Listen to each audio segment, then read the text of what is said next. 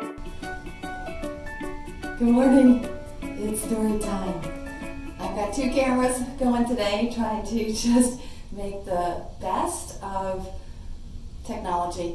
Technology is not my forte, not my strength. And yet, it is such a valuable tool to bring us together. So thank you for being here. Thank you for giving me this opportunity to share what I've learned and what I feel is my life's work. Hello, welcome. I'm Kimberlyn with Life's Work Yoga, and as we have embarked on a new month, we have a new kind of take on story time, and that is I'm going to be working from a common theme all month long. And since February is often associated with Valentine's Day and love, I thought we would start February by celebrating Ahimsa all month long. Now, Ahimsa is the Sanskrit word, the yoga language word, that essentially serves as the primary foundation for all things yoga, for all of our ethical principles. It is the first yama from Patanjali. But it is often translated to mean compassion, love. Specifically, it is a more equal translation to do no harm. And that brings me to today's story. So today, literally today, is the 4-year anniversary of an abdominal surgery that I had. And it was, in fact, the second abdominal surgery within 2 months. I had my first surgery in December to address some challenges with my uterus and my ovaries. I had endometriosis, and so not so much by choice, but by need, I had to have a complete, almost complete, not always, hysterectomy, oophorectomy, and that definitely has improved my quality of life as a result of not suffering from the pain that was associated with endometriosis. However, that surgery caused some complications. In fact, it tore the lining of my bladder, in which case I had to have a recovery surgery to fix the injury. Now, this is a bit of a sticky wicket, right, in the sense that how do I apply this story to Ahimsa? Well, my experience, my takeaway from this traumatic endeavor of having to have a second surgery, not only did it take me out of work, but it took me out of my life and out of my practice. And the reason that I say that is because my authority, my surgeon, essentially would not take responsibility for anything. And I really didn't need him to, claim that he had harmed me, right? Do no harm. As part of the medical profession, that's a pretty significant thing, to do no harm. They sign a creed, right? But it wasn't the act of perhaps slipping with the blade that was what harmed me. What harmed me in this after effect of needing to have a second surgery was the fact that essentially he abandoned me.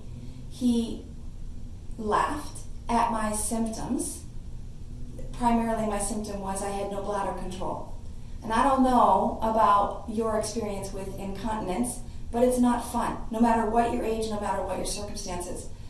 So he laughed at me and then sent me home with no remedy or solution, just saying, well, this is what happens sometimes. Now, that event quickly turned into 105-degree fever and what seemed to be some kind of an infection. We had not yet diagnosed that there was the fistula is the technical term, in my bladder lining. So I was rescued by another doctor. I called the office, and talked of my symptoms, right? So post-surgery, if you have a fever, you're supposed to let them know. And that surgeon, that second doctor, he wasn't the surgeon, he does do surgery, but he didn't do my surgery. He activated a plan immediately for me not only to get diagnosed and seen, but to get care. And that's what I think is the higher order of Ahimsa. It's not just avoiding doing harm. That's important. That's the first step. But it's also taking to the next step, in my opinion, as we are able to see how we can undo harm that's been done, or even add and contribute good so that we can all have the next layer of unfolding in our beautiful lives. So long story short, this second doctor was the one that coordinated and found me a surgeon to do the repair, which is what happened 4 years ago today. So, what's the moral of the story? What do I want you to take away from story time today?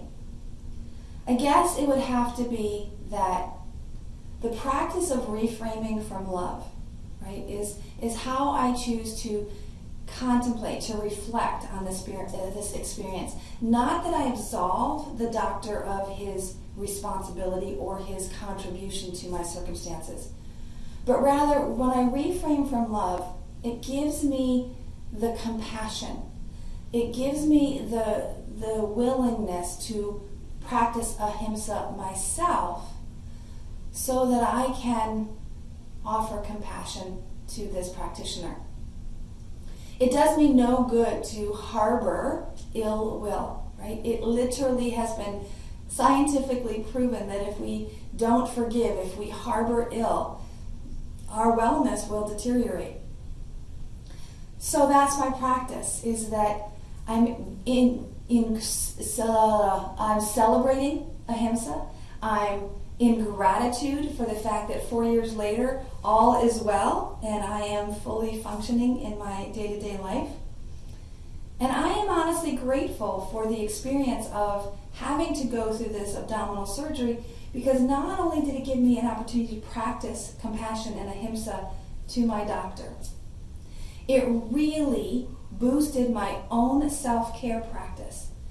Because when this expert laughed at me and ridiculed and even dismissed what I felt was my circumstance, told me that I was not in harm, that there was nothing wrong with me, I doubted my own wisdom. I doubted my own kind of practice. So I wasn't able to do asana at the time, and I really wasn't able to do significant breathing because this leak and infection was making it very painful to take deep breaths. So shallow breathing and no asana, real movement, that left meditation.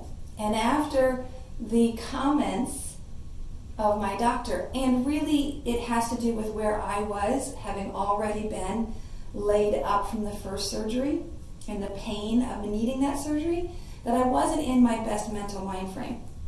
So meditation very quickly slipped into self-deprecation. And when that self-deprecation isn't challenged by the outside, meaning I wasn't in regular contact with friends, yeah, my family was around, and I didn't have my normal work or schedule, which puts me in a place of service. So the point being is that if we're going to offer compassion to others, it is enhanced when we can offer it to ourselves. And when we can't offer it to ourselves, it's important that we have a way to connect with others who love us, who encourage us.